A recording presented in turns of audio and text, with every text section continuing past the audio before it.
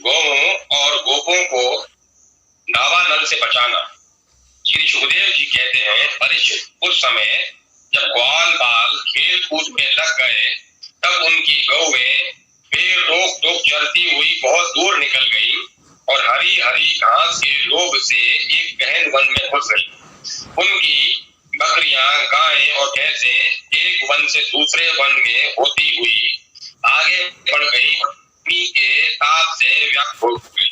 वे बेसुध सी होकर अंत में डकारती हुई मुजाटवी सरकड़ों के वन में घुस गई।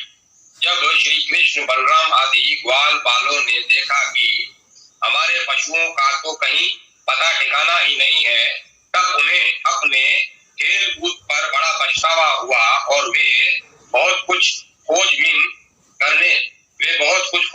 करने पर भी अपनी गौओं का पता न लगा सके।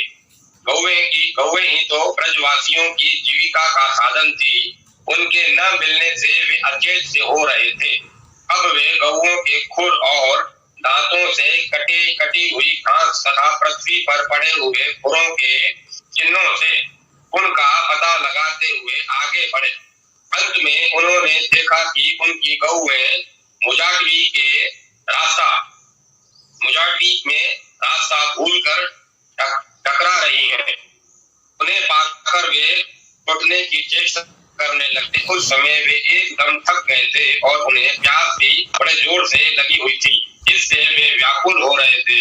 उनकी यह दशा देखकर भगवान श्री कृष्ण अपनी मेघ के समान गंभीर वाणी से नाम ले लेकर गौओं को पुकारने लगे। गौएं अपने नाम की ध्वनि सुनकर बहुत हर्षित हुई। वे भी उत्तर में पुकारने और रंभाने लगी। परीक्षित, इस प्रकार भगवान उन गायों को पुकार ही रहे थे कि उस वन में सब और अकस्मात दावाग्नि लग गई, जो वनवासी जीवों का काल ही होती है। साथ ही बड़े जोर की आंधी भी चलकर उस अग्नि के बढ़ने में सहायता देने लगी। उस इससे सब और फैली हुई वह प्रचंड अग्नि अपनी भयंकर लपटों से समस्त चराचर जीवों को भस्मसात करने लगी। जब ग्वालों और गौओं ने देखा कि दावानल चारों ओर से हमारी ओर बढ़ता आ रहा है, तब वे अत्यंत भयभीत हो गए और मृत्यु के भय से डरे हुए जीव जिस प्रकार भगवान की शरण में आते हैं, वैसे ही वे श्री कृष्ण और बलराम जी के शरणापन्न होकर उन्हें पुकारते हुए बोले, महावीर श्री कृष्ण, प्यारे श्री कृष्ण, परम बलशाली बलराम, हम तुम्हारे शरणागत हैं। देखो, इस समय हम दावानल से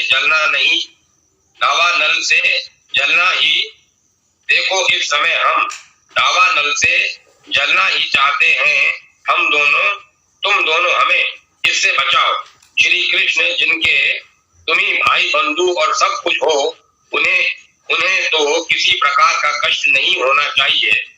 सब धर्मों के ज्ञाता श्याम सुंदर, तुम ही हमारे एकमात्र रक्षक एवं स्वामी हो। हमें केवल तुम्हारा ही भरोसा है। श्री सुखदेव जी कहते हैं, अपने सखा ग्वाल बालों के ये दीनता से भरे वचन सुनकर भगवान श्री कृष्ण ने कहा, डरो मत, तुम अपनी आंखें बंद कर लो। भगवान की आज्ञा सुनकर उन ग्वाल बालों ने कहा, बहुत अच्छा, और अपनी आंखें मूंद ली। तब योगेश्वर भगवान श्री कृष्ण ने उस भयंकर आग को अपने मुंह से पी लिया। भगवान श्री कृष्ण भक्तों के द्वारा अर्पित प्रेम भक्ति सुधा रस का पान करते हैं। अग्नि के मन में उसी का स्वाद लेने की लालसा हो आई, इसीलिए उसने स्वयं ही मुख में प्रवेश किया। ये जो भगवान ने मुंह में अग्नि दी थी, इसका भक्तों ने अलग तरीके से विश्लेषण किया है, वो मैं पढ़ के सुना रहा हूँ। अभी मैंने एक सुना दिया, 3 और भी हैं, 4 हैं। विषाग्नि, मुंजाग्नि और दावाग्नि तीनों का पान करके भगवान ने अपनी त्रिताप नाश की शक्ति व्यक्त की। पहले रात्रि में अग्निपान किया था, दूसरी बार दिन में। भगवान अपने भक्त जनों का ताप हरने के लिए सदा तत्पर रहते हैं। चौथा, पहली बार सबके सामने और दूसरी बार सबकी आंखें बंद करा के श्री कृष्ण ने अग्निपान किया। इसका अभिप्राय यह है कि भगवान परोक्ष और अप्रोक्ष दोनों ही प्रकार से भक्तजनों का हित करते हैं और इस प्रकार उन्हें उस घोर संकट में से छुड़ा दिया। इसके बाद जब ग्वाल बालों ने अपनी अपनी आंखें खोल कर देखा तब अपने को भांडीर भट्ट के पास पाया। उस समय अपने आप को गौओं को दावानल से बचा देख वे ग्वाल बाल बहुत ही विस्मित हुए। श्री कृष्ण की इस योग सिद्धि और योग माया के प्रभाव को एवं दावानल से अपनी रक्षा को देखकर उन्होंने यही समझा कि श्री कृष्ण कोई देवता हैं। परीक्षित सायंकाल होने पर बलराम जी के साथ भगवान श्री कृष्ण ने गौएं लौटाई और बंशी बजाते हुए उनके पीछे पीछे ब्रज की यात्रा की। उस समय ग्वाल बाल उनकी स्तुति करते आ रहे थे। इधर ब्रज में गोपियों को श्री कृष्ण के बिना एक एक क्षण 100 युग के समान हो रहा था। जब भगवान श्री कृष्ण लौटे तब उनका दर्शन करके वे परमानंद में मगन हो गई। 20वां अध्याय, वर्षा और शरद ऋतु का वर्णन। श्री सुखदेव जी कहते हैं, परीक्षित ग्वाल बालों ने घर पहुंचकर अपनी माँ बहन आदि स्त्रियों से श्री कृष्ण और बलराम ने जो कुछ अद्भुत कर्म किए थे, दावानल से उनको बचाना, प्रालंब को मारना इत्यादि सबका वर्णन किया। बड़े बड़े बूढ़े गोप और गोपियां भी राम और श्याम की अलौकिक लीला सुनकर विस्मित हो गई। वे सब ऐसा मानने लगे कि श्री कृष्ण और बलराम के वेश में कोई बहुत बड़े देवता ही ब्रज में पधारे हैं। इसके बाद वर्षा ऋतु का आगमन हुआ। इस ऋतु में सभी प्रकार के प्राणियों की बढ़ती हो जाती है। उस समय सूर्य और चंद्रमा पर बार बार प्रकाशमय मंडल बैठने लगे। बादल, वायु, चमक, कड़क आदि से आकाश शुभ सा दिखने लगा। आकाश में नीले और घने बादल गिर आते, बिजली कौंधने लगती, बार बार गड़गड़ाहट सुनाई पड़ती। सूर्य, चंद्रमा और तारे ढके रहते। इससे आकाश की ऐसी शोभा होती जैसे ब्रह्म स्वरूप होने पर भी गुणों से ढक जाने पर जीव की होती है। सूर्य ने राजा की तरह पृथ्वी रूप प्रजा से 8 महीने तक जल का कर ग्रहण किया था। जब अब समय आने पर वे अपने किरण करों से फिर उसे बांटने लगे। जैसे दयालु पुरुष जब देखते हैं कि प्रजा बहुत पीड़ित हो रही है तब वे दया पर वश होकर अपने जीवन प्राण तक निछावर कर देते हैं, वैसे ही बिजली की चमक से शोभायमान घनघोर बादल तेज हवा की प्रेरणा से प्राणियों के कल्याण के लिए अपने जीवन स्वरूप जल को बरसाने लगे। जेठ आषाढ़ की गर्मी से पृथ्वी सूख गई थी।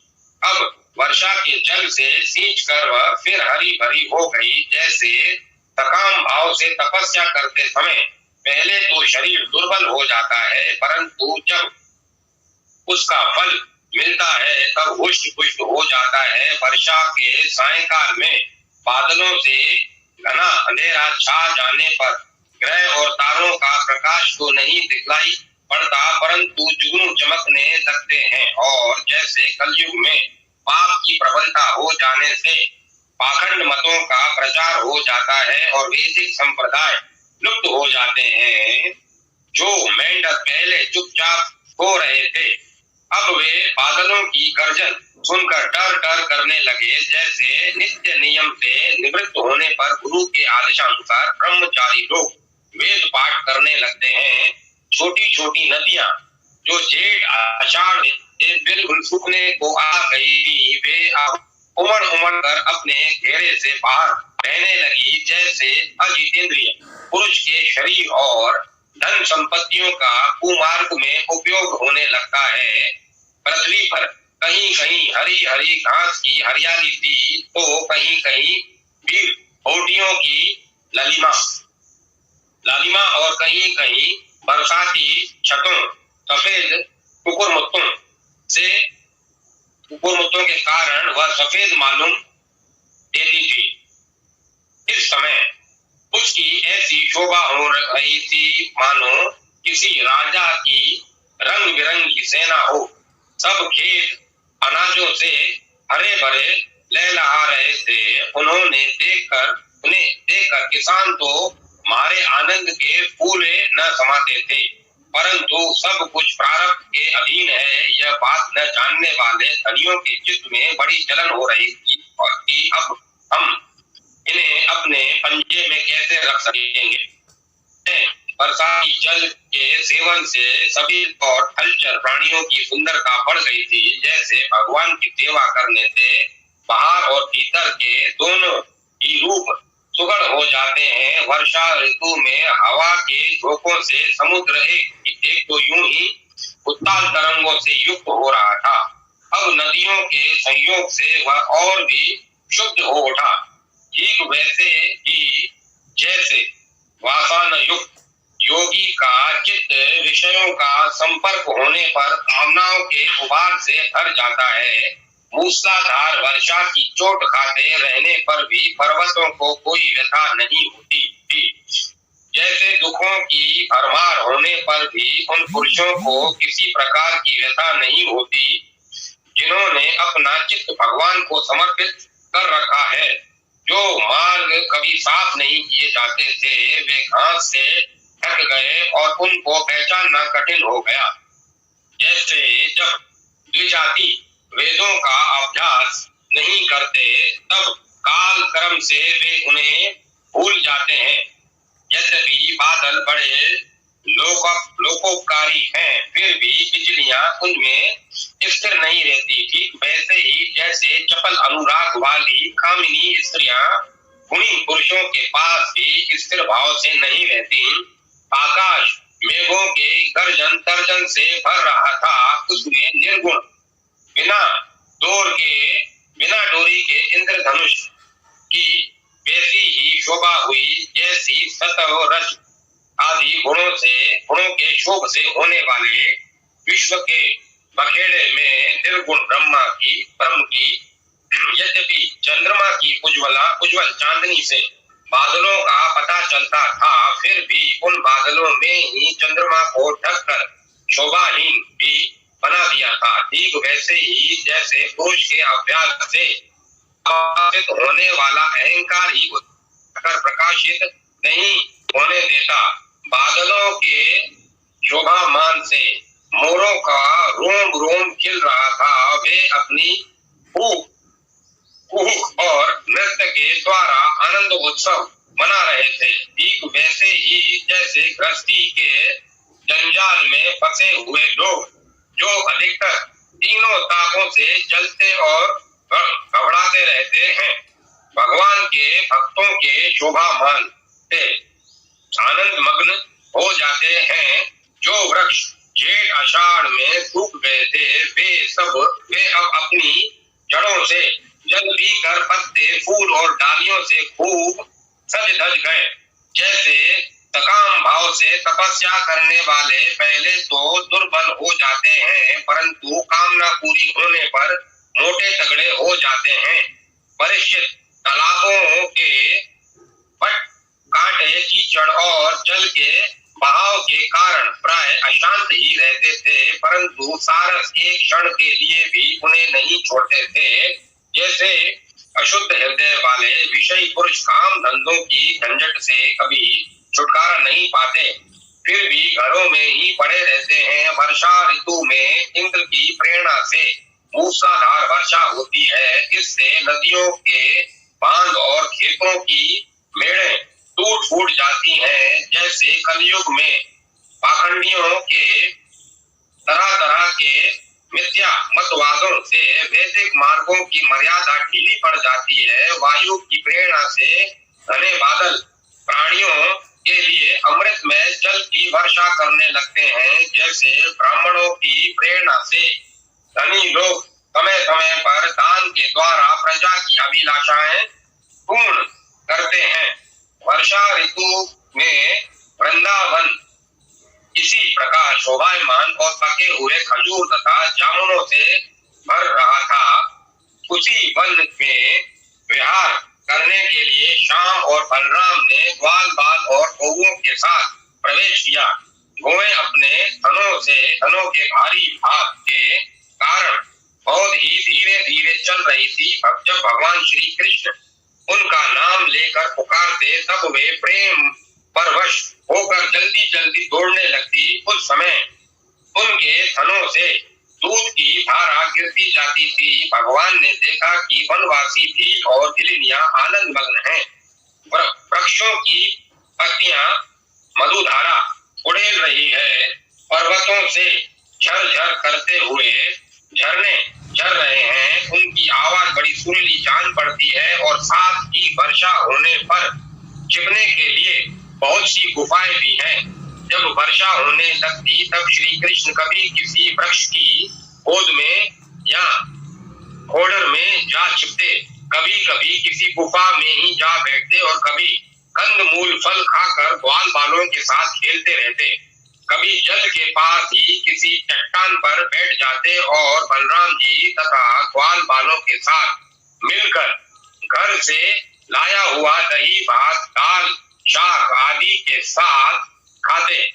वर्षा ऋतु में बैल बछड़े और थनों के भारी भार से थकी हुई गौएं थोड़ी ही देर में भरपेट घास चर लेती और हरी हरी घास पर बैठकर ही आंखें मूंद कर जुगाली करती रहती। वर्षा ऋतु की सुंदरता अपार थी।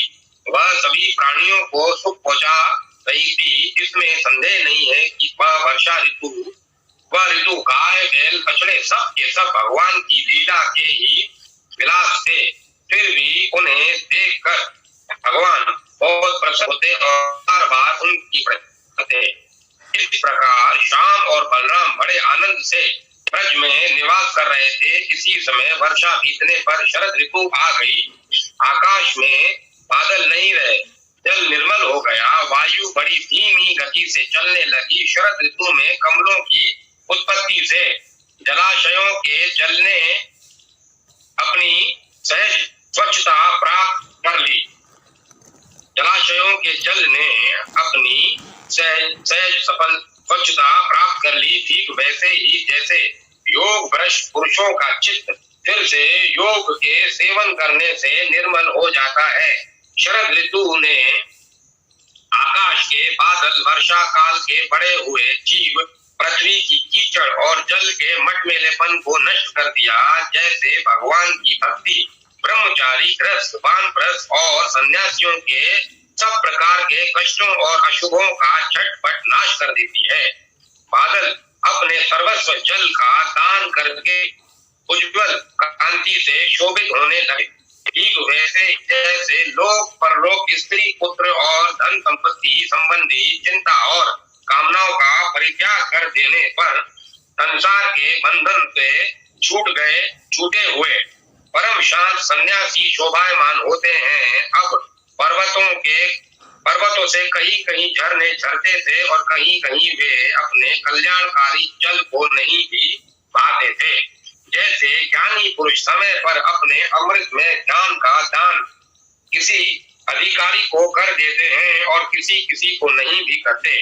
छोटे छोटे गड्ढों में भरे हुए जल के जलचर यह नहीं जानते कि इस गड्ढे का जल दिन पर दिन उगता जा रहा है। जैसे कुटुंब के भरण पोषण में भूले हुए मूड यह नहीं जानते कि हमारी आयु क्षण क्षण क्षीण हो रही है।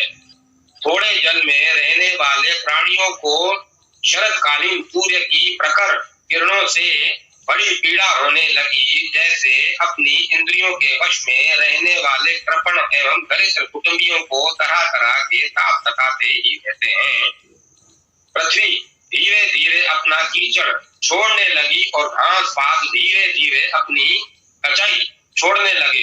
ठीक वैसे ही जैसे विवेक संपन्न साधक धीरे धीरे शरीर आदि अनात्म पदार्थों में से यह मैं हूँ और यह मेरा है, यह अहंता और ममता छोड़ देते हैं। शरद ऋतु में समुद्र का जल स्थिर गंभीर और शांत हो गया। जैसे मन में निसंकल्प हो जाने पर आत्माराम पुरुष कर्म कांड का झमेला छोड़कर शांत हो जाता है। किसान खेतों की मेड़ मजबूत करके जल का बहना रोकने लगे। जैसे योगी जन अपनी इंद्रियों को विषयों की ओर जाने से रोककर प्रत्याहार करके उनके द्वारा क्षीण होते हुए ज्ञान की रक्षा करते हैं। शरद ऋतु में दिन के समय कड़ी कड़ी धूप होती है, लोगों को बहुत कष्ट होता, परंतु चंद्रमा रात्रि के समय लोगों का सारा संताप वैसे ही हर लेते जैसे देवाभिमान होने पर होने वाले दुख को ज्ञान और भगवत विरह से होने वाले गोपियों के दुख को श्री कृष्ण नष्ट कर देते हैं। जैसे वेदों के अर्थ को स्पष्ट रूप से जानने वाला सतगुणी चित्त अत्यंत शोभायमान होता है, वैसे ही शरद ऋतु में रात के समय मेघों से रहित निर्मल आकाश तारों की ज्योति से जगमगाने लगा। परीक्षित, जैसे पृथ्वी तल में यदुपति भगवान श्री कृष्ण की शोभा होती है, वैसे ही आकाश में तारों के बीच में पूर्ण चंद्रमा सुशोभित होने लगा। फूलों से लदे हुए वृक्ष और लताओं से होकर बड़ी ही सुंदर वायु बहती वह न अधिक ठंडी होती और न अधिक गर्म। उस वायु के स्पर्श से सब लोगों की जलन तो मिट जाती, परंतु गोपियों की जलन और भी बढ़ जाती, क्योंकि उनका चित्त उनके हाथ में नहीं था। श्री कृष्ण ने उसे चुरा लिया था। शरद ऋतु में गौवें, हिरनियां, चिड़िया और नारियां ऋतुमती संतानों तपती उत्पत्ति की कामना से युक्त हो गई तथा कांड, हरिण, पक्षी और पुरुष उनका अनुसरण करने लगे। ठीक वैसे ही जैसे समर्थ पुरुष के द्वारा की हुई क्रियाओं का अनुसरण उनके फल, ठीक वैसे ही जैसे समर्थ पुरुष के द्वारा की हुई क्रियाओं का अनुसरण उनके फल करते हैं। परीक्षित, जैसे राजा के शुभागमन से डाकू चोरों के सिवाय और सब लोग निर्भय हो जाते हैं, वैसे ही सूर्योदय के कारण कुमुदिनियां कोई या कोई के अतिरिक्त और सभी प्रकार के कमल खिल गए। उस समय बड़े बड़े शहरों और गांवों में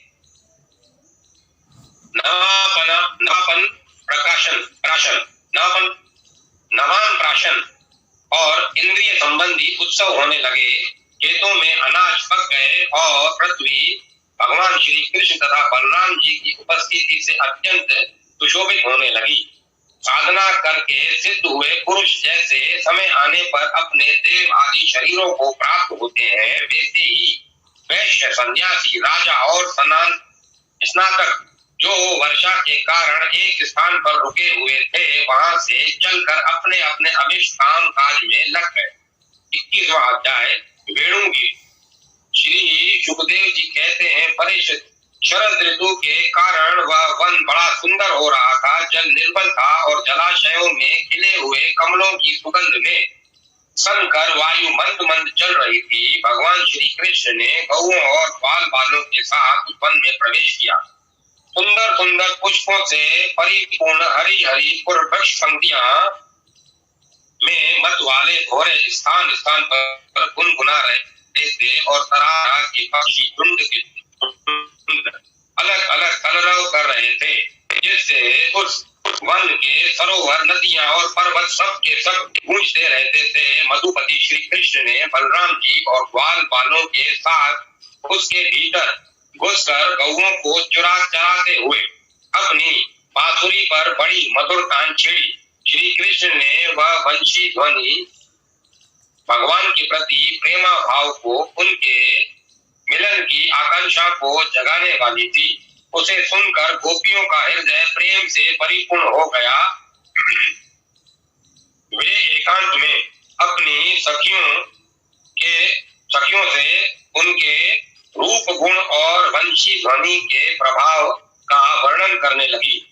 वज्र की ब्रज की गोपियों ने वंशी ध्वनि का माधुर्य आपस में वर्णन करना चाहा तो अवश्य, परंतु वंशी का स्मरण होते ही उन्हें श्री कृष्ण की मधुर चेष्टाओं की प्रेम पूर्ण चितवन भौहों के इशारे और मधुर मुस्कान आदि की याद हो आई। उनकी भगवान से मिलने की आकांक्षा और बढ़ गई और भी बढ़ गई। उनका मन हाथ से निकल गया। वे मन ही मन वहां पहुंच गई जहां श्री कृष्ण थे।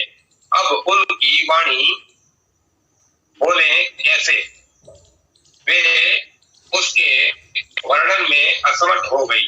वे मन ही मन देखने लगी कि श्री कृष्ण ग्वाल बालों के साथ वृंदावन में प्रवेश हो रहे हैं। उनके सिर पर मयूर पिच्छ और कानों पर कनेर के पीले पीले पुष्प, शरीर पर सुनहरा पीतांबर और गले में 5 प्रकार के सुगंधित पुष्पों की बनी वैजंती माला है।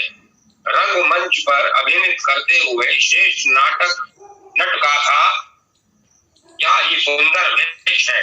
बांसुरी के छेदों को वे अपने अधरा अमृत से भर रहे हैं। उनके पीछे पीछे ग्वाल बाल उनकी लोक पावन कीर्ति का गान कर रहे हैं। इस समय वैकुंठ से भी श्रेष्ठ व वृंदावन धाम उनके चरण चिन्हों से और भी रमणीय होकर बन गया है। परीक्षित, यह वंशी ध्वनि जड़ चेतन समस्त भूतों का मन चुरा लेती है। गोपियों ने उसे सुना और सुनकर उसका वर्णन करने लगी।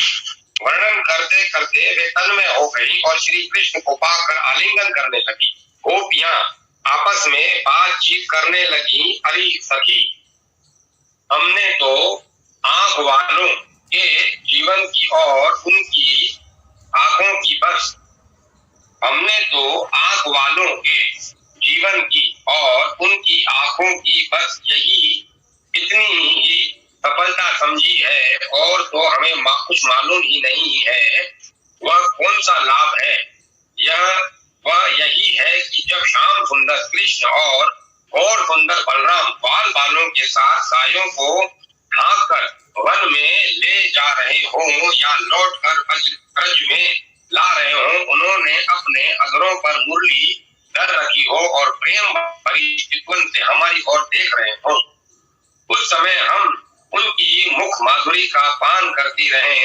अरे सखी, जब वे आम की नई पोपले, मोरों के पंख, फूलों के गुच्छे, रंग बिरंगे कमल और कुमुद की मालाएं धारण कर लेते हैं, श्री कृष्ण के सांवरे शरीर पर पीतांबर और बलराम के गोरे शरीर पर नीलांबर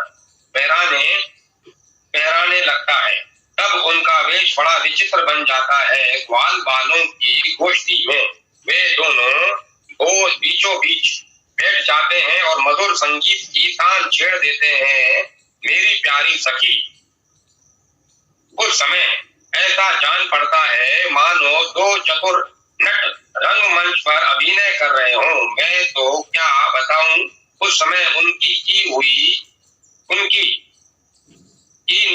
शोभा होती है।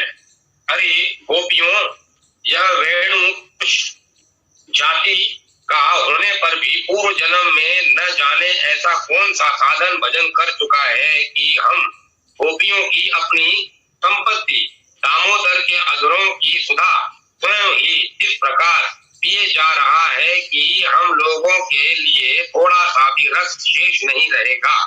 इस वेणु को अपने रस से सींचने वाली इतनियां आज कमलों के मिस रोमांचित हो रही हैं और अपने वंश में भगवत प्रेमी संतानों को देखकर श्रेष्ठ पुरुषों के समान वृक्ष भी इसके साथ अपना संबंध जोड़कर आंखों से आनंदाश्रु बहा रहे हैं।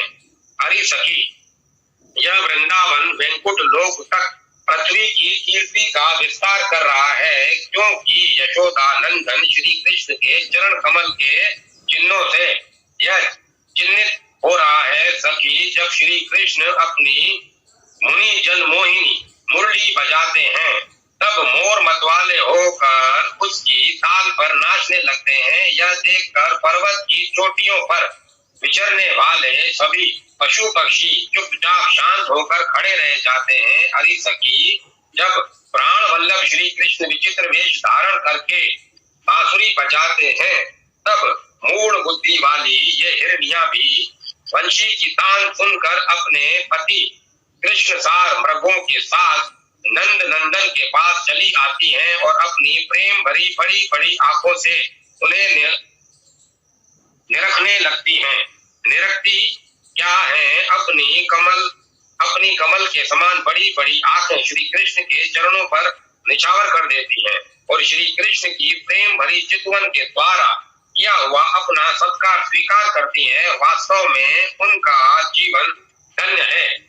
हम वृंदावन की गोपी होने पर भी इस प्रकार उन पर अपने को निछावर नहीं कर पाती। हमारे घर वाले उड़ने लगते हैं, कितनी विडंबना है। अरे सखी, हिरनियों की तो बात ही क्या है। स्वर्ग की देवियां जब युवतियों को आनंदित करने वाले सौंदर्य और शील के खजाने श्री कृष्ण को देखती हैं और बांसुरी पर उनके द्वारा गाया हुआ मधुर संगीत सुनती हैं, तब उनके चित्र विचित्र आलाप सुनकर वे अपने विमान पर ही बुद्ध हो बैठती हैं, मूर्छित हो जाती हैं। यह कैसे मालूम हुआ सखी, सुनो तो। जब उनके हृदय में श्री कृष्ण से मिलने की तीव्र आकांक्षा जग जाती है, तब वे अपना धीरज खो बैठती हैं, बेहोश हो जाती हैं। उन्हें इस बात का भी पता नहीं चलता कि उनकी चोटियों में गुथे हुए फूल पृथ्वी पर गिर रहे हैं। यहाँ तक कि उन्हें अपनी साड़ी का भी पता नहीं रहता। वह कमर से खिसक कर जमीन पर गिर जाती है। अरे सखी, तुम देवियों की बात क्या कह रही हो? उन गौओं को नहीं देखती? जब हमारे कृष्ण प्यारे अपने मुख से बांसुरी के स्वर भरते हैं और गौएं उनका मधुर संगीत सुनती हैं, तब वे अपने दोनों कानों के दोने संभाल लेती हैं, खड़े कर लेती हैं और मानो उनसे अमृत पी रही हो। इस प्रकार उस संगीत का है। ऐसा क्यों होता है सखी? अपने नेत्रों के द्वार से श्याम सुंदर को हृदय में ले जाकर वे उन्हें वहीं विराजमान कर देती है और मन ही मन उनका आलिंगन करती है। देखती नहीं हो, उनके नेत्रों से आनंद के आंसू छलकने लगते हैं और उनके बछड़ों की तो दशा ही निराली हो जाती है। यद्यपि गायों के थनों से अपने आप दूध झरता रहता है, वे जब दूध पीते पीते अचानक ही वंशी ध्वनि सुनते हैं, तब मुंह में लिया हुआ दूध का घूंट न उगल पाते हैं और न निगल पाते हैं। उनके हृदय में भी होता है भगवान का संस्पर्श और नेत्रों में छलकते होते हैं आनंद के आंसू। वे ज्यों के त्यों चिटके रह जाते हैं। अरे सखी, गौएं और बछड़े तो हमारी घर की वस्तुएं हैं, उनकी बात तो जाने ही दो। वृंदावन के पक्षियों को तुम नहीं देखती हो। उन्हें पक्षी कहना ही भूल है। सच पूछो तो उनमें से अधिकांश बड़े बड़े ऋषि मुनि हैं। वे वृंदावन के सुंदर वृक्षों की नई और मनोहर कोपलों वाली डालियों पर चुपचाप बैठ जाते हैं और आंखें बंद नहीं करते। निर्निमेष नयनों से श्री कृष्ण की रूप माधुरी तथा प्यार भरी चितवन देख देख कर निहाल होते रहते हैं तथा कानों से अन्य सब प्रकार के शब्दों को छोड़कर केवल उन्हीं की मोहिनी वाणी और वंशी का त्रिभुवन मोहन संगीत सुनते रहते हैं। मेरी प्यारी सखी, उनका जीवन कितना धन्य है। अरे सखी, देवता गौएं और पक्षियों की बात क्यों करती हो? वे तो चेतन हैं, इन जड़ नदियों को नहीं देखती। इनमें जो भंवर दिख रहे हैं, उनसे उनके हृदय में श्याम सुंदर से मिलने की तीव्र आकांक्षाओं का पता चलता है। उसके वेग से ही तो उनका प्रवाह रुक गया है। उन्होंने भी प्रेम स्वरूप श्री कृष्ण की वंशी ध्वनि सुन ली है। देखो देखो, ये अपनी तरंगों के हाथों से उनके चरण पकड़कर कमल के फूलों का उपहार चढ़ा रही हैं और उनका आलिंगन कर रही हैं। मानो उनके चरणों पर अपना हृदय ही निछावर कर रही है। अरे सखी, ये नदियां तो हमारी पृथ्वी की, हमारे वृंदावन की वस्तु हैं। तनिक उन बादलों को भी देखो। जब वे देखते ही ब्रजराज कुमार श्री कृष्ण और बलराम जी ग्वाल वालों के साथ धूप में गौवे चरा रहे हैं और साथ साथ बांसुरी भी बजाते जा रहे हैं, तब उनके हृदय में प्रेम उमड़ आता है। वे उनके ऊपर मंडराने लगते हैं और वे श्याम धन अपने सखा घनश्याम के ऊपर अपने शरीर को ही छाता बनाकर बांध देते हैं। इतना ही नहीं सखी, वे जब उन पर नन्ही नन्ही फुहारियों की वर्षा करने लगते हैं, तब ऐसा जान पड़ता है कि वे उनके ऊपर सुंदर सुंदर श्वेत कुसुम चढ़ा रहे हैं। नहीं सखी, उनके बहाने से वे तो अपना जीवन ही न्यौछावर कर देते हैं। अरे भटू, हम तो वृंदावन की इन भिरिनियों को ही धन्य और कृत्य कृत्य मानती हैं। ऐसा क्यों सखी? इसीलिए कि उनके हृदय में बड़ा प्रेम है। जब ये हमारे कृष्ण प्यारे को देखती हैं, तब उनके हृदय में भी उनसे मिलने की तीव्र आकांक्षा जाग उठती है। इनके हृदय में भी प्रेम की व्याधि लग जाती है। उस समय ये क्या उपाय करती हैं, यह भी सुन लो। हमारे प्रियतम की प्रियसी गोपियां अपने वक्ष स्थलों पर जो केसर लगाती हैं, वह श्याम सुंदर के चरणों में लगी होती हैं, और वे जब वृंदावन के आस पास पर चलते हैं, तब उनमें भी लग जाती है। ये सौभाग्यवती भिरनियां उन्हें उन तिनकों पर से छुड़ाकर अपने स्तनों और मुखों पर मल लेती हैं और इस प्रकार अपने हृदय की प्रेम पीड़ा शांत करती हैं। अरे गोपियों, यह गिरिराज गोवर्धन तो भगवान के भक्तों में बहुत ही श्रेष्ठ है। धन्य है इसके भाग्य। देखती नहीं हो, हमारे प्राण वल्लभ श्री कृष्ण और नैनाभिराम बलराम के चरण कमलों का स्पर्श प्राप्त करके यह कितना आनंदित रहता है। इसके भाग्य की सराहना कौन करे? यह तो उन दानों का, ग्वाल बालों और गौओं का बड़ा सत्कार करता है। स्नान पान के लिए झरनों का जल देता है और गौओं के लिए सुंदर हरी हरी घास प्रस्तुत करता है। विश्राम करने के लिए संग्राएं और खाने के लिए कंद मूल फल देता है। वास्तव में यह धन्य है। अरे सखी, उन सांवरे गोरे किशोरों की तो गति ही निराली है। जब वे सिर पर नौना धोते समय गाय के पैर बांधने की रस्सी लपेटकर और कंधों पर फंदा, भागने वाली गायों को पकड़ने की रस्सी रखकर गायों को एक वन से दूसरे वन में हाँक कर ले जाते हैं। साथ में ग्वाल बाल भी होते हैं और मधुर संगीत गाते हुए बांसुरी की तान छेड़ते हैं। उस समय मनुष्यों की तो बात ही क्या, अन्य शरीरधारियों में भी चलने वाले चेतन पशु पक्षी और जड़ नदी आदि तो स्थिर हो जाते हैं तथा अचल वृक्षों की को भी रोमांच हो आता है।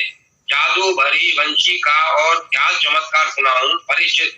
वृंदावन बिहारी श्री कृष्ण की ऐसी एक नहीं अनेक लीला है। गोपियां प्रतिदिन आपस में उनका वर्णन करती और तन्मय हो जाती है। भगवान की लीलाएं उनके हृदय में स्फुरित होने लगती हैं। 20वां अध्याय चीरहरण। श्री सुखदेव जी कहते हैं, परीक्षित, जब हेमंत ऋतु आई उसके पहले ही महीने में अर्थात मार्ग शीर्ष में नंद बाबा ने ब्रज की कुमारियां कात्यायनी देवी की पूजा और व्रत करने लगी। वे केवल अविष्पान ही खाती थी। राजन, वे कुमारी कन्याएं पूर्व दिशा का क्षितिज लाल होते ही यमुना जल में स्नान कर लेती और तट पर ही देवी की बालू का मई मूर्ति बनाकर सुगंधित चंदन फूलों के हार, भांति भांति के नैवेद्य, धूप दीप, छोटी बड़ी भेंट की सामग्री, फल और चावल आदि से उनकी पूजा करती।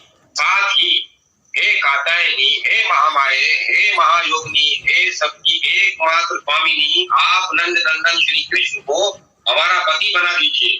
देवी, हम आपके चरणों में नमस्कार करती हैं। इस मंत्र का जाप करती हुई वे कुमारियां देवी की आराधना करती। इस प्रकार उन कुमारियों ने, जिनका मन श्री कृष्ण पर निछावर हो चुका था, इस संकल्प के साथ 1 महीने तक भद्रकाली की भली भांति पूजा की कि नंद नंदन श्याम सुंदर ही हमारे पति हों। वे प्रतिदिन उषा काल में ही नाम ले लेकर एक दूसरी सखी को पुकार लेती और परस्पर हाथ में हाथ डालकर ऊंचे स्वर से भगवान श्री कृष्ण की लीला तथा नामों का गान करती हुई यमुना जल में स्नान करने के लिए जाती। एक दिन जब कुमारियों ने प्रतिदिन की भांति यमुना जी के तट पर जाकर अपने अपने वस्त्र उतार दिए और भगवान श्री कृष्ण के गुणों का गान करती हुई बड़े आनंद से जल क्रीड़ा करने लगी। परीक्षित, भगवान श्री कृष्ण संकादि योगियों और शंकर आदि योगेश्वरों के भी ईश्वर हैं। उनसे गोपियों की अभिलाषा छिपी नहीं रही। वे उनका अभिप्राय जानकर अपने सखा ग्वाल बालों के साथ उन कुमारियों की साधना सफल करने के लिए यमुना तट पर गए। उन्होंने अकेले ही उन गोपियों के सारे वस्त्र उठा लिए और बड़ी फुर्ती से वे एक कदम के वृक्ष पर चढ़ गए। साथ ही ग्वाल बाल ठटका कर हंसने लगे और स्वयं श्री कृष्ण भी हंसते हुए गोपियों से हंसी की बात कहने लगे। अरे कुमारियों, तुम यहाँ आकर इच्छा हो तो अपने अपने वस्त्र ले जाओ। मैं तुम लोगों से सच सच कहता हूँ, हंसी बिल्कुल नहीं करता। तुम लोग व्रत करते करते दुबली हो गई हो। ये मेरे सखा ग्वाल बाल जानते हैं कि मैंने कभी कोई झूठी बात नहीं की गई है। सुंदरियों, तुम्हारी इच्छा हो तो अलग अलग आकर अपने अपने वस्त्र ले लो या सब एक साथ ही आओ। मुझे इसमें कोई आपत्ति नहीं है। भगवान की यह हंसी मस्करी देखकर गोपियों का हृदय प्रेम से सराबोर हो गया। वे तनिक सुकुचाकर एक दूसरी की ओर देखने और मुस्कुराने लगी। जल से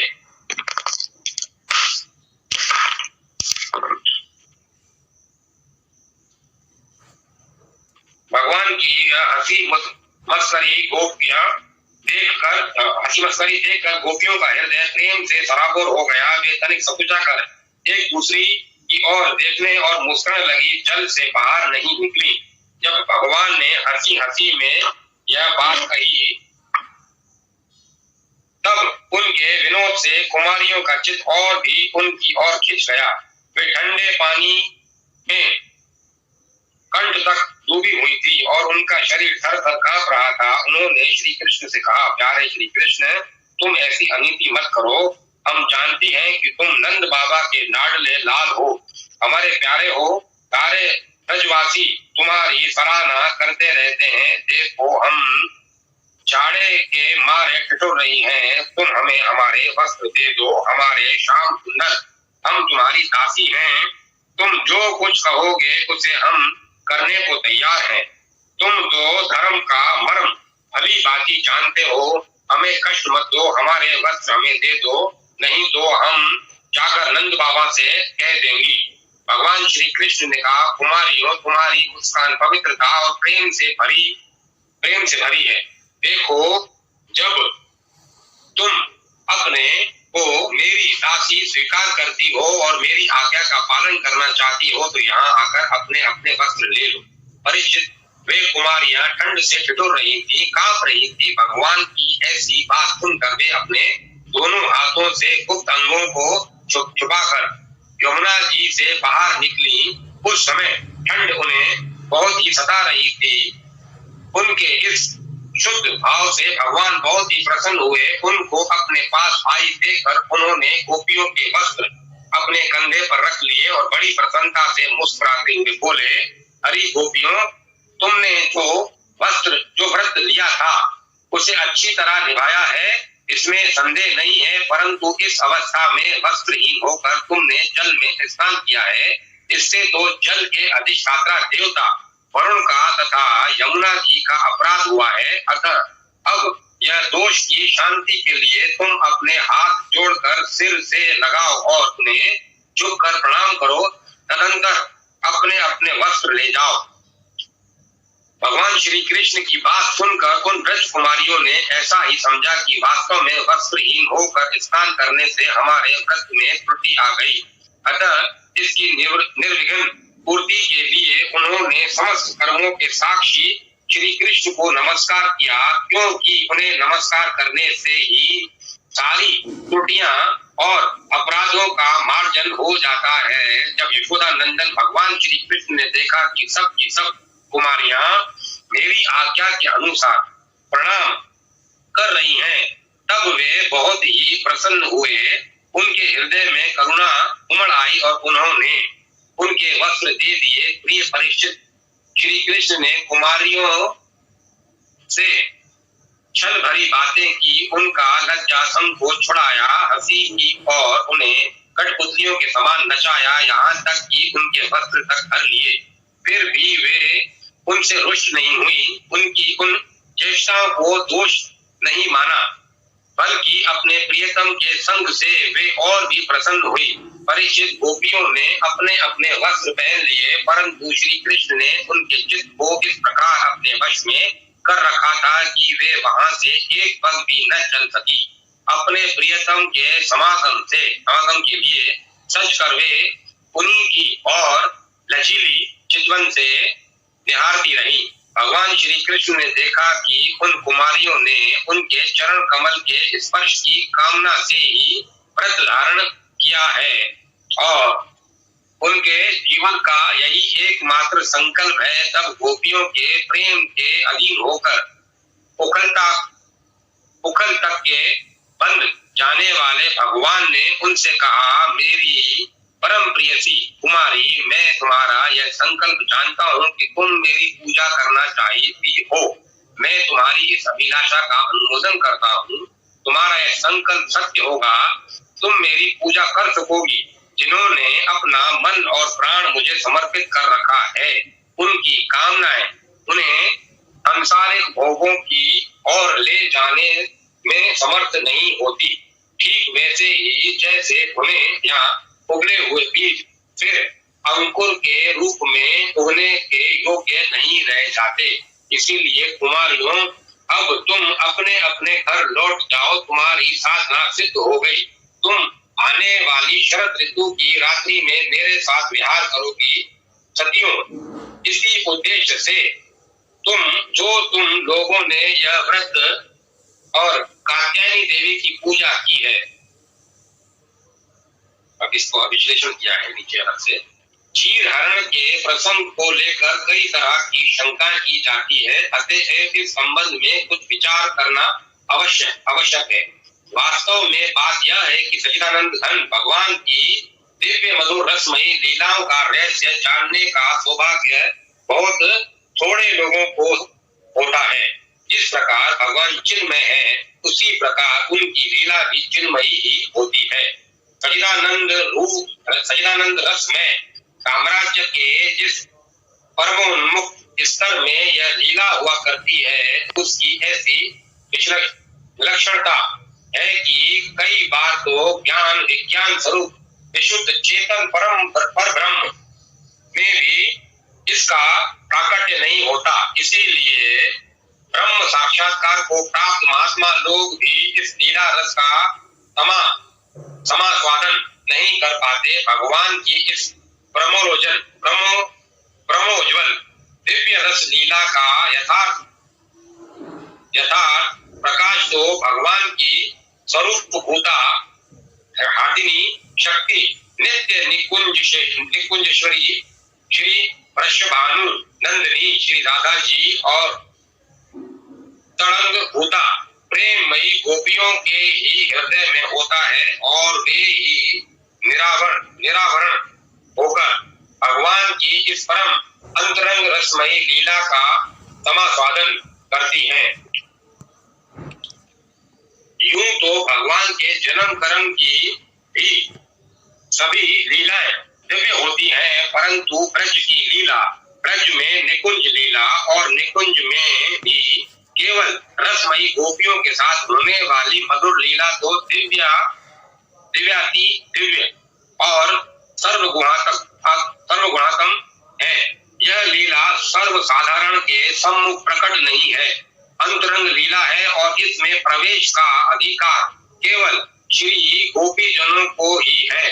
अस्तु दशम स्कंद के 21वें अध्याय में ऐसा वर्णन आया है कि भगवान की रूप माधुरी, वंशी ध्वनि और प्रेममयी लीला देख सुनकर गोपियां मुग्ध हो गई। 22वें अध्याय में उसी प्रेम की पूर्णता प्राप्त करने के लिए वे साधन में लग गई हैं। इसी अध्याय में भगवान ने आकर उनकी साधना पूर्ण की। यही चीरहरण का प्रसंग है। गोपियां क्या चाहती थीं, यह बात उनकी साधना से स्पष्ट है। वे चाहती थी श्री कृष्ण के प्रति पूर्ण आत्मसमर्पण, श्री कृष्ण के साथ इस प्रकार घुल मिल जाना कि उनका रोम रोम, मन प्राण, संपूर्ण आत्मा केवल श्री कृष्ण में हो जाए। शरद काल में उन्होंने श्री कृष्ण की वंशी ध्वनि की चर्चा आपस में की थी। हेमंत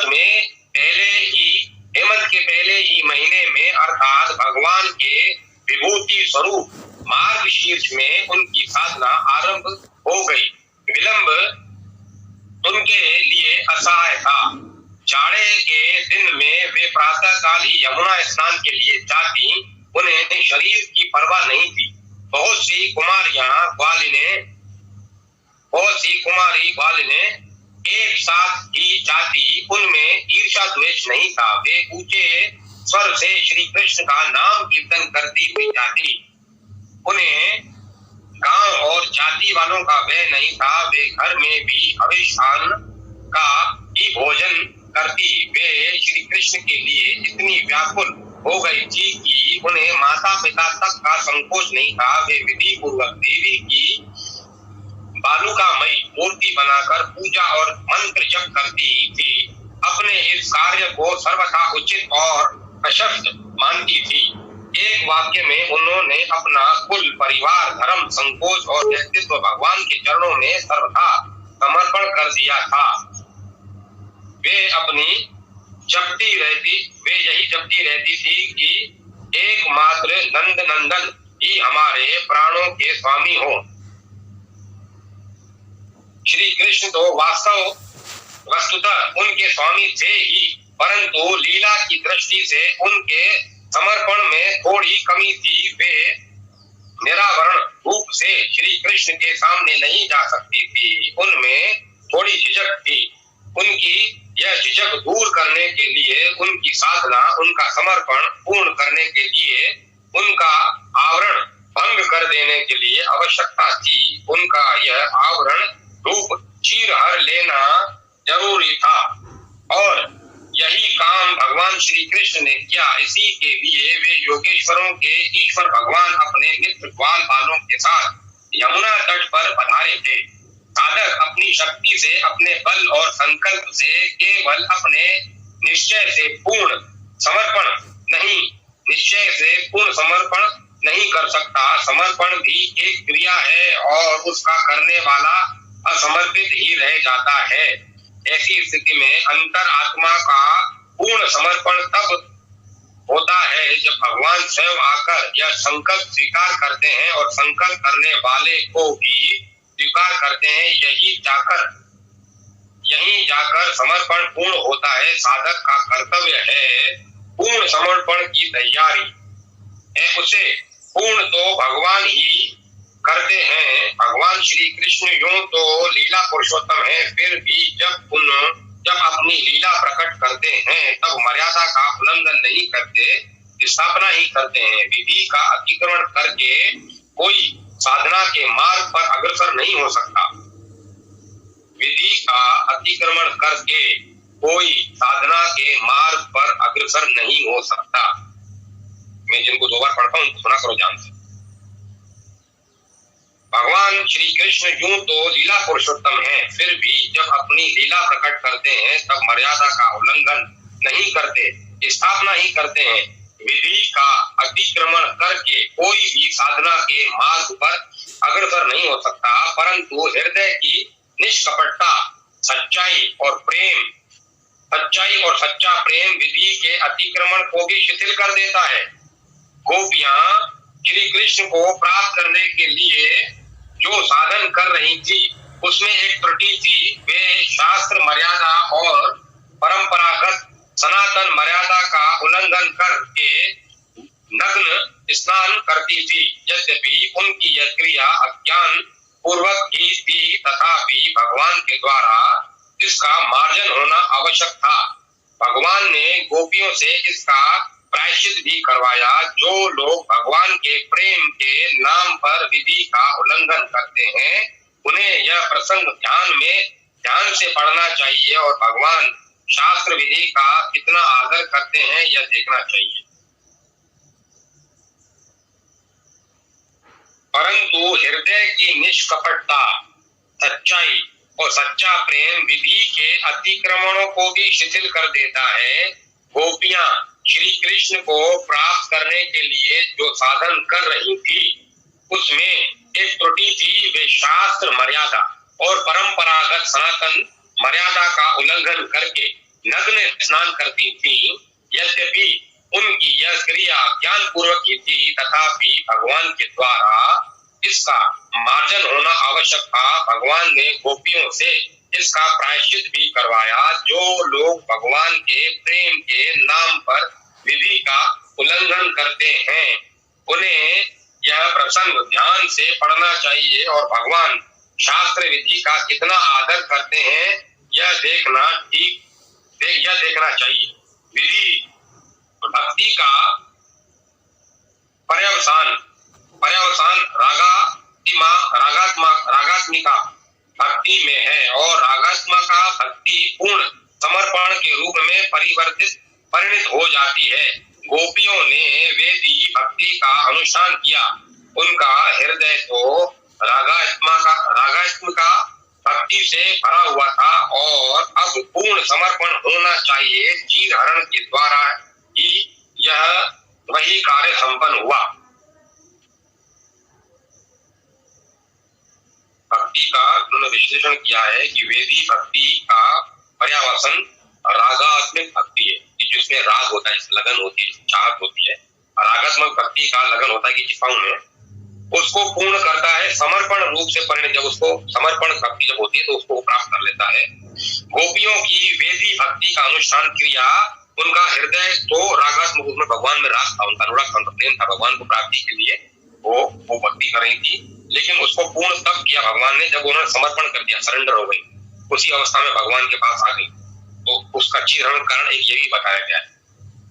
गोपियों ने जिनके लिए लोक परलोक, स्वार्थ परमार्थ, जाति कुल, पुरजन परिजन और गुरुजनों की परवाह नहीं की, जिनकी प्राप्ति के लिए ही उनका यह महान अनुष्ठान था, जिनके चरणों में उन्होंने अपना सर्वस्व निछावर कर रखा है, जिनसे निरावरण मिलन की ही एकमात्र अभिलाषा है। उन्हीं निरावरण रस में भगवान श्री कृष्ण के सामने वे निरावरण भाव से न जा सके। क्या यह उनकी साधना की अपूर्णता नहीं है? अवश्य है। और यह समझकर ही गोपियां निरावरण रूप से उनके सामने गई। श्री कृष्ण चराचर प्रकृति के एकमात्र अधीश्वर हैं। समस्त क्रियाओं के कर्ता, भोक्ता और साक्षी भी वही हैं। ऐसा एक भी व्यक्त या अव्यक्त पदार्थ नहीं है जो बिना किसी पर्दे के उनके सामने न हो। वही सर्वव्यापक अंतर्यामी और गोपों के और निखिल विश्व के वही आत्मा है। उन्हें स्वामी, गुरु, पिता, माता, सखा, पति आदि के रूप में शरारती पुरुषोत्तम है पति के रूप में प्राप्त करना चाहती थी। श्रीमद् भागवत में के दशम स्कंद का श्रद्धा भाव से पाठ कर जाने पर यह बात बहुत ही स्पष्ट हो जाती है कि गोपियां श्री कृष्ण के वास्तविक स्वरूप को जानती थी, पहचानती थी। वेणु गीत, गोपी गीत, युगल गीत और श्री कृष्ण के अंतर ध्यान हो जाने पर गोपियों के अन्वेषण में यह बात कोई भी देख सुन समझ सकता है। जो लोग भगवान को भगवान मानते हैं उनसे संबंध रखते हैं। स्वामी सहृदय आदि के रूप में उन्हें मानते हैं। उनके हृदय में गोपियों के इस लोकोक्त माधुर्य संबंध और उसकी साधना के प्रति शंका ही कैसे हो सकती है। गोपियों की इस दिव्य लीला का जीवन उच्च श्रेणी के साधक के लिए आदर्श जीवन है। श्री कृष्ण जीव के एकमात्र प्राप्तव्य साक्षात परमात्मा है। हमारी बुद्धि, हमारी दृष्टि देह तक ही सीमित है। इसीलिए हम श्री कृष्ण और गोपियों के प्रेम को भी केवल देह तथा कामना कलुषित समझ बैठते हैं। यह अपार्थिव और अप्राकृत लीला को इस प्रकृति के राज्य में घसीट लाना हमारी स्थूल वासनाओं का हानिकर परिणाम है। जीव का मन होगा भी मुख वासनाओं से और तमोगुणी प्रवृत्तियों से अभिभूत रहता है। यह विषयों में ही इधर उधर भटकता रहता है और उनके प्रकार के रोग शोक से आक्रांत रहता है। जब कभी पुण्य कर्मों के फल उदय होने पर भगवान की अचिंत्य अहेतु की कृपा से विचारों का उदय होता है, तब जीव दुख ज्वाला से त्राण पाने के लिए और अपने प्राणों को शांति में धाम में पहुंचाने के लिए उत्सुक हो उठता है। वह भगवान के लीला धामों की यात्रा करता है, सत्संग प्राप्त करता है और उसके हृदय में छटपटी उस आकांक्षाओं को लेकर जो अब तक गुप्त थी, जगकर बड़े वेग से परमात्मा की ओर चल पड़ती है। चीर काल से विषयों का ही अभ्यास होने के कारण बीच बीच में विषयों के संस्कार उसे सताते हैं और बार बार विषयों का सामना करना पड़ता है। परंतु भगवान की प्रार्थना, कीर्तन, स्मरण, चिंतन करते करते चित्त सरस होने लगता है और धीरे धीरे उसे भगवान की सन्निधि का अनुभव भी होने लगता है। थोड़ा सा रस का अनुभव होते ही चित्त बड़े वेग से अंतर्दृश्य में प्रवेश कर जाता है और भगवान मार्गदर्शक के रूप में संसार सागर से पार ले जाने वाली नाव पर केवट के रूप में अथवा जो यूं कहें कि साक्षात चित्त स्वरूप गुरुदेव के रूप में प्रकट हो जाते हैं कि उसी क्षण अभाव, अपूर्णता और सीमा का बंधन नष्ट हो जाता है। विशुद्ध आनंद, विशुद्ध ज्ञान की अनुभूति होने लगती है। गोपियां जो अभी अभी साधन सिद्ध होकर भगवान की अंतरंग लीला में प्रविष्ट होने लगती हैं, चीर काल में श्री कृष्ण के प्राणों में अपने प्राण मिला देने के लिए उत्कंठित हैं, सिद्धि लाभ के समीप पहुंच चुकी हैं अथवा जो नित्य सिद्धा होने पर भी भगवान की इच्छा के अनुसार उनकी दिव्य लीला में सहयोग प्रदान कर रही है, उनके हृदय में समस्त भावों के एकांत ज्ञाता श्री कृष्ण बांसुरी बजाकर उन्हें आकृष्ट करते हैं और जो कुछ उनके हृदय में बचे कुचे पुराने संस्कार हैं, मानो उन्हें धो डालते हैं। इसीलिए साधना में लगाते हैं। उनकी कितनी दया है, वे अपने प्रेमियों से कितना प्रेम करते हैं, यह सोचकर चित्त मुग्ध हो जाता है, गदगद हो जाता है। श्री कृष्ण गोपियों के वस्त्रों के रूप में उनके समस्त संस्कारों के आवरण अपने हाथों में लेकर पास ही कदम के वृक्ष पर चढ़कर बैठ गए। गोपियां लाज में थी, वे जल में सर्वव्यापक सर्वदर्शी भगवान श्री कृष्ण ने मानो अपने को गुप्त समझ रही थी। वे मानो इस तत्व को भूल गई थी कि श्री कृष्ण जल में ही नहीं है, स्वयं जल रूप भी वही है। उनके पुराने संस्कार श्री कृष्ण के सन्मुख जाने में बाधक हो रहे थे। वे श्री कृष्ण के लिए सब कुछ भूल गई थी, परंतु अब तक अपने को नहीं भूली थी। वे चाहती थी केवल श्री कृष्ण को, परंतु उनके संस्कार बीच में एक पर्दा रखना चाहते थे। प्रेमी और प्रियतम के बीच में एक पुष्प का भी पर्दा नहीं रहना चाहिए। प्रेम की प्रकृति है सर्वथा व्यवधान रहित, अबाध और अनंत मिलन। जहाँ तक अपना सर्वस्व, इसका विस्तार चाहे जितना हो, प्रेम की ज्वाला में भस्म नहीं कर दिया जाता, वहां तक प्रेम और समर्पण दोनों ही अर्पण रहते हैं। इसी अपूर्णता को दूर करते हुए शुभ भाव से प्रसन्न हुए। शुभ भाव प्रसादे। श्री कृष्ण ने कहा कि मुझसे अनन्य प्रेम करने वाली गोपियां केवल एक बार अपने सर्वस्व को और अपने को भी भूल कर मेरे पास आओ तो सही। तुम्हारे हृदय में जो अव्यक्त त्याग है उसे एक क्षण के लिए व्यक्त तो करो। क्या तुम मेरे लिए इतना भी नहीं कर सकती हो? गोपियों ने मानो कहा, श्री कृष्ण हम अपने को कैसे भूले? हमारी जन्म जन्म की धारणाएं भूलने दें, तब न। हम संसार के अगाध जल के में आकंठ मग्न हैं। जाड़ों का कष्ट भी है। हम आना चाहने पर भी नहीं आ पाती। श्याम सुंदर प्राणों के प्राण, हमारा हृदय तुम्हारे सामने उन्मुक्त है।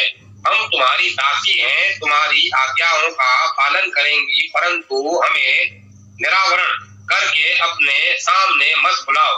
साधक की यह दशा, भगवान को चाहना और साथ ही संसार को भी न छोड़ना, संस्कारों में ही उलझे रहना, माया के पर्दे से बनाए रखना बड़ी द्विधा की दशा है। भगवान यही सिखाते हैं कि संसार शून्य होकर, निरावरण होकर, माया का पर्दा हटाकर आओ, मेरे पास आओ। अरे तुम्हारा यह मोहक पर्दा तो मैंने ही छीन लिया है। तुम अब इस पर्दे के मोह में क्यों पड़ी हो? यह पर्दा ही तो परमात्मा और जीव के बीच में बड़ा व्यवधान है। यह हट गया, बड़ा कल्याण हुआ। अब तुम मेरे पास आओ, तुम्हारी प्रिय चिर संचित आकांक्षाएं पूरी हो सकेंगी। परमात्मा श्री कृष्ण का यह आह्वान, आत्मा परम प्रियतम के मिलन का यह मधुर आमंत्रण, भगवत कृपा से जिसके अंतर्दश में प्रकट हो जाता है, वह प्रेम में निमग्न होकर सब कुछ छोड़ना भी भूलकर प्रियतम श्री कृष्ण के चरणों में दौड़ आता है। फिर न उसे अपने वस्त्रों की सुधि रहती है और न लोगों का ध्यान। न वह जगत को देखता है, न अपने को। यह भगवत प्रेम का रहस्य है। विशुद्ध और अनन्य प्रेम भगवत प्रेम में ऐसा होता ही है। गोपियां आई, श्री कृष्ण के चरणों के पास मूक भाव से खड़ी हो गई। उनका मुख लज्जावंत था। उत्किंचन संस्कार शेष श्री कृष्ण के पूर्ण अभिमुख्य में प्रतिबंध हो रहा था। श्री कृष्ण मुस्कुराए। उन्होंने इशारे से कहा, इतने बड़े त्याग से यह संकोच कलंक है। तुम तो सदा निष्कलंक हो। तुम्हें इसका भी त्याग के भाव का भी त्याग की स्मृति का भी त्याग करना होगा। गोपियों की दृष्टि श्री कृष्ण के मुख कमल पर पड़ी। दोनों हाथ अपने आप जुड़ गए और सूर्य मंडल में विराजमान अपने प्रियतम श्री कृष्ण में ही उन्होंने प्रेम की भिक्षा मांगी। गोपियों के इसी सर्वस्व त्याग ने, इसी पूर्ण समर्पण ने, इसी उच्चतम आत्मविस्मृति ने उन्हें भगवान श्री कृष्ण के प्रेम से भर दिया।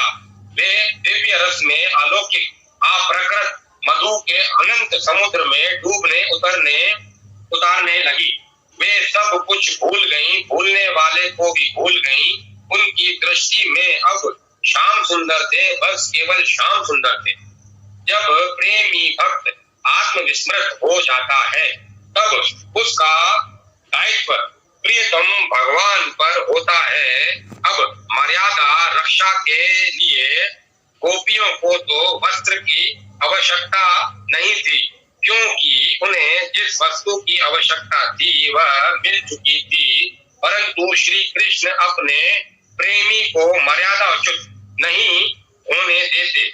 वे स्वयं वस्त्र देते हैं और अपनी अमृतमयी वाणी के द्वारा उन्हें विस्मृत से जगा कर फिर जगत में लाते हैं। श्री कृष्ण ने कहा, गोपियों, तुम सती साध्वी हो, तुम्हारा प्रेम और तुम्हारी साधना मुझसे छिपी नहीं है। तुम्हारा संकल्प सत्य हुआ, तुम्हारा यह संकल्प, तुम्हारी यह कामना तुम्हें उस पद पर स्थित करती है जो संकल्पता और निष्कामता का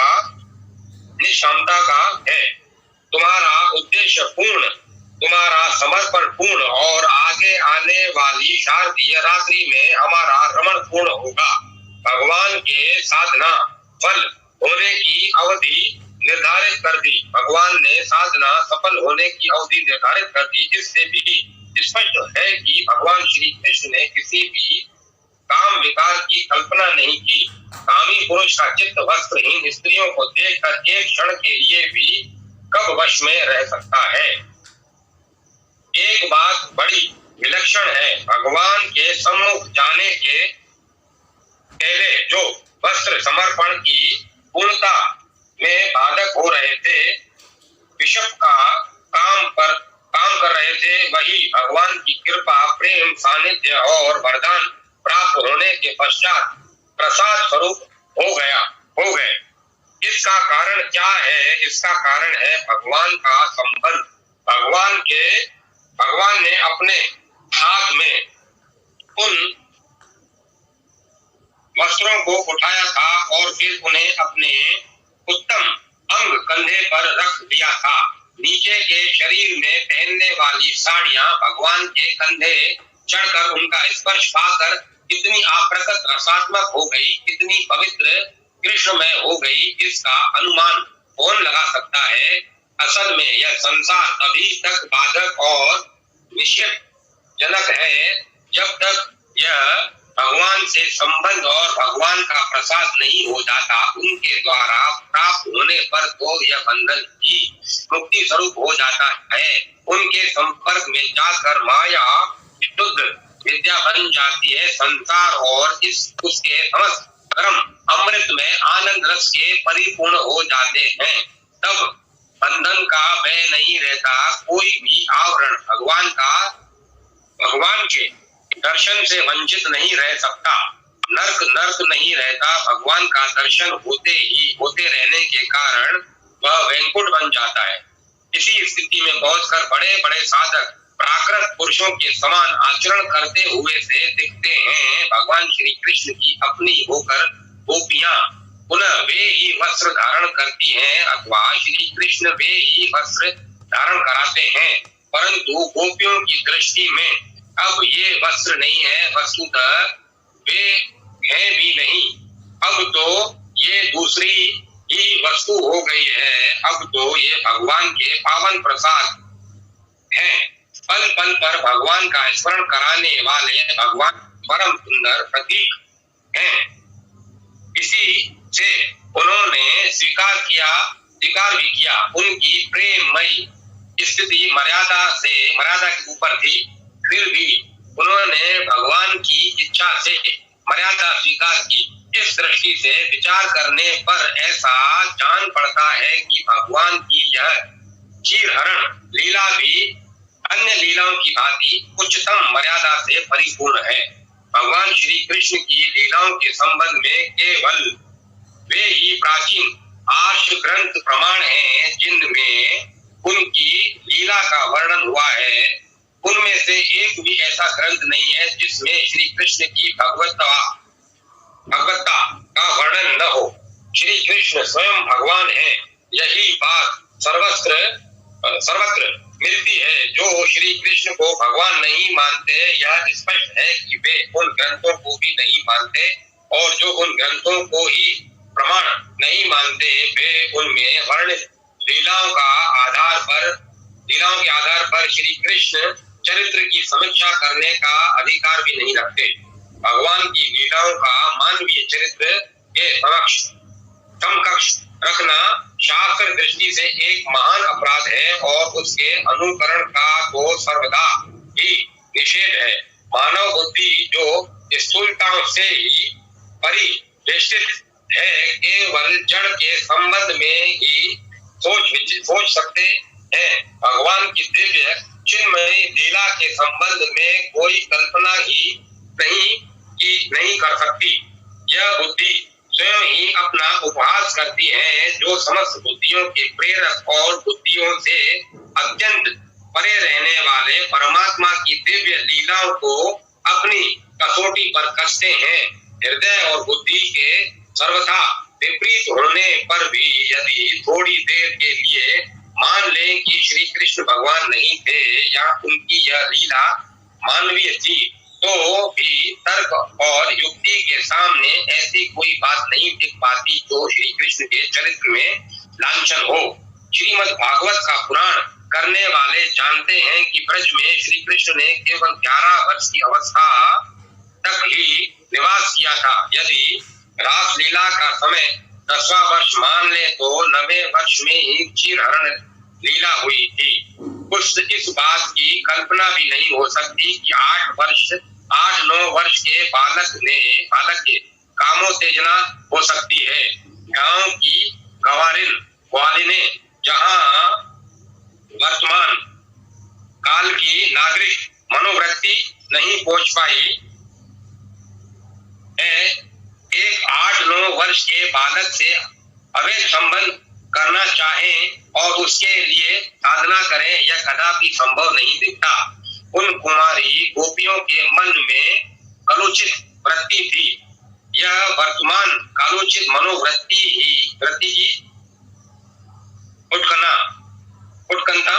उत्कंठा है। आजकल जैसे गांव की छोटी छोटी लड़कियां राम सा वर और लक्ष्मण सा देवर पाने के लिए देवी देवताओं की पूजा करती हैं, वैसे ही उन कुमारियों ने भी परम सुंदर परम मधुर श्री कृष्ण को पाने के लिए देवी पूजन का व्रत किए थे। इसमें दोष की कौन सी बात है? आज की बात निराली है। भोग प्रधान देशों में तो नग्न संप्रदाय और नग्न स्नान के क्लब भी बने हुए हैं। उनकी दृष्टि इंद्रिय तृप्ति तक ही सीमित है। भारतीय मनोवृत्ति इस उत्तेजक और मलिन व्यापारों के विरुद्ध है। नग्न स्नान एक दोष है जो कि पशुत्व को बढ़ाने वाला है। शास्त्रों में इसका निषेध है। न नग्न स्नायता, यह शास्त्र की आज्ञा है। श्री कृष्ण नहीं चाहते थे कि गोपियां शास्त्र के विरुद्ध आचरण करें। केवल लौकिक अनर्थ ही नहीं, भारतीय ऋषियों का यह सिद्धांत जो प्रत्येक वस्तु में पृथक पृथक देवताओं का अस्तित्व मानता है, इस नग्न स्नान को देवताओं के विपरीत बतलाता है। श्री कृष्ण जानते हैं कि इससे वरुण देवता का अपमान होता है। गोपियां अपने अभिष्ट सिद्धि के लिए जो तपस्या कर रही थी, उसमें उनका नग्न स्नान अनिष्ट देने वाला था और यह प्रथा के प्रभाव में ही यदि इसका विरोध न कर दिया जाए तो आगे चलकर इसका विस्तार हो सकता है। इसीलिए श्री कृष्ण ने अलौकिक ढंग से निषेध कर दिया। गांवों की ग्वालिनों को इस प्रथा की बुराई किस प्रकार समझाई जाए, इसके लिए श्री कृष्ण ने एक मौलिक उपाय सोचा। यदि उन गोपियों के पास जाकर उन्हें देवतावाद की फिलॉसफी समझाते तो वे सरलता से नहीं समझ सकती थी। उन्हें जो इस प्रथा के कारण होने वाली विपत्ति का प्रत्यक्ष अनुभव करा देना था और विपत्ति का अनुभव कराने के पश्चात उन्होंने देवताओं के अपमान की बात भी बता दी तथा अंजलि बांधकर क्षमा प्रार्थना रूप प्रायश्चित भी करवाया। महापुरुषों में उनकी बाल अवस्था में भी ऐसी प्रतिभा देखी जाती है। श्री कृष्ण 8-9 वर्ष के थे। उनमें कामोत्तेजना नहीं हो सकती और नग्न स्नान की कुप्रथा को नष्ट करने के लिए उन्होंने क्षीरहरण किया। यह उत्तर संभव होने पर भी मूल में आए हुए काम और रमण शब्दों से कई लोग भड़क उठते हैं। यह केवल शब्द की पकड़ है जिस पर महात्मा लोग ध्यान नहीं देते। श्रुतियों में और गीता में भी अनेकों बार काम, रमण और रति आदि शब्दों का प्रयोग हुआ है, परंतु वहाँ इसका उनका अश्लील अर्थ नहीं होता।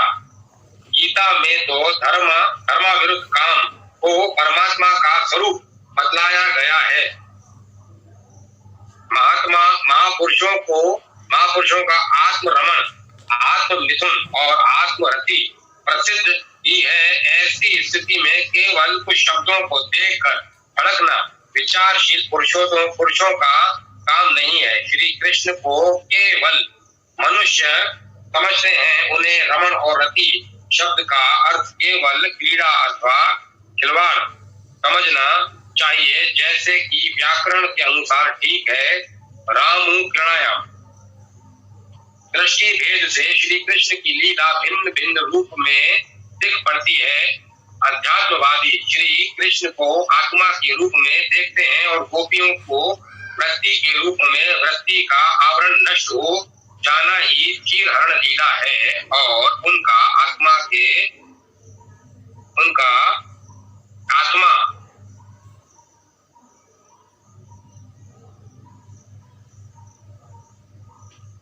भक्तों की आत्मा में रम जाना ही रास है।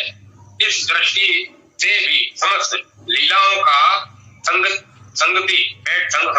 की संगति बैठ जाती है। भक्तों की दृष्टि से गोलोकाधिपति पूर्णतम पुरुषोत्तम भगवान श्री कृष्ण का यह सब नित्य लीला विलास है और अनादि काल से अनंत काल तक यह नित्य चलता रहता है। कभी कभी भक्तों पर कृपा करके वे नित्य धाम और नित्य सखा सहचारियों के साथ लीला धाम में प्रकट होकर लीला करते हैं और भक्तों के स्मरण, चिंतन और आनंद मंगल की सामग्री प्रकट करके पुनः अंतर्ध्यान हो जाते हैं। साधकों के लिए किस प्रकार कृपा करके भगवान अंतर्मूल को और अनादि काल से संचित संस्कारों पट को विशुद्ध कर देते हैं। यह बात भी इस चीरहरण लीला से प्रकट होती है। भगवान की लीला रहस्यमयी है। उनका तत्व केवल भगवान ही जानते हैं और उनकी कृपा से उनकी लीला में प्रवेश भगवान भक्त कुछ जानते हैं। यहाँ तो शास्त्रों और संतों की वाणी के आधार पर ही कुछ लिखने की दृष्टता की है। हनुमान प्रसाद पोता ये उन्होंने अपनी तरह से इस लीला को संक्षेप में नहीं विस्तार समझाने की चेष्टा की। कई लोग इससे चर्चा करते हैं, तर्क करते हैं कि भगवान होकर भगवान ने गोपियों के वस्त्रों का हरण क्यों किया। अब वो मैंने उस दिन कहा था आपको जिसकी जैसी समझ होगी, जैसी दृष्टि होगी, वहीं तक उनकी दृष्टि गोचरी जैसी बात करेंगे। वो भी भगवान की है, उनको भी क्या गलत बोलना। जो देखेगा वही तो बोलेगा। अब उनको दिख रही है राख और राख के नीचे अंगारे धका कर रहे हैं, आग धका कर उनको दिख नहीं रही है। वो बेचारे अबोध है, राख बोल रहे हैं, तो सच बोल रहे हैं, राख भी तो है वो। अब वो अपने आप को सही साबित करने के लिए उसमें हाथ घुसड़ देंगे, तब उनकी अकल ठिकाने आएगी कि ये राख के अंदर आग भी है। और राख को देख के हल्का स्पर्श करना ठीक है और राख के अंदर हाथ घुसड़ना मतलब अपना हाथ चलाना है। तो कई लोग भगवान की लीलाओं का अपनी तरह से चित्रण विवरण करते हैं और अपने धर्म को श्रेष्ठ बताते हैं, दूसरे धर्म को नहीं बताते हैं। कुछ लोग अपने आप को निराकारी बोलते हैं कि निराकार है भगवान, तो आकारी नहीं है। ठीक है, वो उसमें रस ले रहे हैं और हम तो इसमें भी रस ले रहे हैं, उसमें भी रस ले रहे हैं। हम तो साकार में भी ले रहे हैं, निराकार में रस ले रहे हैं। तो अपना अपना सोच है, अपना अपना ढोल, अपनी अपनी डबली, अपना अपना राग। वो अपनी अपनी डबली बजाते, अपना अपना राग हलाते हैं। न वो गलत न आप गलत। भगवान ने तो ये गोपियों का प्रेम और उनका आध्यात्मिकता से जो संबंध था उसका विवरण संतों ने किया है। आप और मैं तो एक लोकोचित बात करें, एक सांसारिक बात करें, उसके अनुसार अगर कोई किसी को शिक्षा देने चाह रहा है तो बोलने पर अगर कोई समझता नहीं है तो अगर कहने से अगर अंधा रास्ता नहीं पार पाता तो हाथ पकड़ के रास्ते को पार कराना चाहिए। अगर कहने से कोई नहीं समझा तो प्रैक्टिकल करके दिखाना चाहिए कि देखो इससे ऐसा हो सकता है। यदि वहां पे वो नग्न होकर स्नान कर रही है और गाँव में हो फटते सुबह होते ही ब्रह्म मुहूर्त में सब उठ जाते हैं। तो वहां पे लोगों का आना जाना, उनके मन में ये भाव नहीं है, वो भाव से स्नान नहीं कर रही, लेकिन दूसरे लोग भी इस संसार में है, अपने अलावा ईश्वर का भी अस्तित्व है। तो वो उन चीजों को देख कर वो कामातुर होके कभी जंगल में उनको घेर ले या उनसे गलत कार्य करे, तो एक तो पाप का विस्तार होगा और उनका शील भंग होगा। इसीलिए वो अपनी मर्यादा में रह के कपड़े पहनने के बाद स्नान करें, ताकि दूसरे जो आतिथ्यायी भी ना हो, संत पुरुष भी हो, आतिथ्यायी तो वो कपड़ों में भी छीन लेगा, और संत पुरुष का भी चित्त मोहित ना हो। इसीलिए वो अपनी मर्यादा का पालन करें। चंचलता हर कहीं अच्छी नहीं होती है, हंसी मजाक अपने आपस के समूह में सुहाती है, बाहर नहीं सुहाती है। इसीलिए भगवान ने लोकाचार के हिसाब से समझाना चाहा। मैंने अपनी समझ से मैंने एक्सप्लेन किया, उन संतों ने भी एक्सप्लेन किया था। बहुत विस्तार पूर्वक चर्चा करने की चीजें हैं, अभी बैठेंगे तब चर्चा करेंगे। बहुत समय हो गया, पढ़ते पढ़ते अध्याय का भी भोग लगा। श्री सुखदेव जी कहते हैं, परीक्षित, भगवान की यह आज्ञा पाकर वे कुमारियां भगवान श्री कृष्ण के चरण कमलों का ध्यान करती हुई जाने की इच्छा न होने पर भी बड़े कष्ट से ब्रज में गई। अब उनकी सारी कामनाएं पूर्ण हो चुकी थी। प्रिय परीक्षित, एक दिन भगवान श्री कृष्ण बलराम जी और ग्वाल बालों के साथ घूमने चाहते हुए वृंदावन में बहुत दूर निकल गए कि ग्रीष्म ऋतु थी। सूर्य की किरणें बहुत ही प्रखर हो रही थी, परंतु घने घने वृक्ष भगवान श्री कृष्ण के ऊपर छत्ते का काम कर रहे थे। भगवान श्री कृष्ण ने वृक्षों को छाया करते थे। स्तोक कृष्ण अंशु श्रीधामा सुबल अर्जुन विशाल ऋषभ तेजस्वी देवव्रत और वरुथप आदि ग्वाल बालों को संबोधन करके कहा, मेरे प्यारे मित्रों, देखो ये वृक्ष कितना भाग्यवान है। इनका सारा जीवन केवल दूसरों की भलाई करने के लिए ही है। ये स्वयं तो हवा के झोंके, वर्षा, धूप और पाला सब कुछ सहते हैं, परंतु हम लोगों की उनसे रक्षा करते हैं। मैं कहता हूँ कि उन्हीं का जीवन सबसे श्रेष्ठ है, क्योंकि इनके द्वारा सब प्राणियों को सहारा मिलता है, उनका जीवन निर्वाह होता है। जैसे किसी सज्जन पुरुष के घर में कोई याचक खाली हाथ नहीं लौटता, वैसे ही इन वृक्षों की भी सभी को कुछ न कुछ मिल जाता है। ये अपने पत्ते, फूल, फल, छाया, जड़, छाल, लकड़ी, गंध, गोंद, राख, कोयला, अंकुर और कपोलों से भी लोगों की कामना पूर्ण करते हैं। मेरे प्यारे मित्रों, संसार में प्राणी तो बहुत है, परंतु उनके जीवन की सफलता इतने में ही है कि जहाँ तक हो सके अपने ढंग से, विवेक विचार से, वाणी से और प्राणों से भी ऐसे ही कर्म किए जाएं जिनसे दूसरों की भलाई हो। परीक्षित, दोनों ओर से वृक्ष नई नई कपोलों, गुच्छों, फल फूलों और पत्तों से लगे रहे हैं। उनकी डालियां पृथ्वी तक झुकी हुई थी। इस प्रकार भाषण करते हुए भगवान श्री कृष्ण उन्हीं के बीच में यमुना तट पर निकल आए। राजन, यमुना जी का जल बड़ा ही मधुर, शीतल और स्वच्छ था। उन लोगों ने पहले गौओं को पिलाया और उसके बाद स्वयं भी जी भरकर स्वादु जल का पान किया। परीक्षित, जिस समय वे यमुना जी के तट पर हरे भरे उपवन में बड़ी प्रसन्नता से अपनी गौ में चरा रहे थे, उसी समय कुछ भूखे ग्वालों ने भगवान श्री कृष्ण और बलराम जी के पास आकर यह बात कही। 23वां अध्याय, यज्ञ पत्नियों का पद कृपा। अब इस पाठ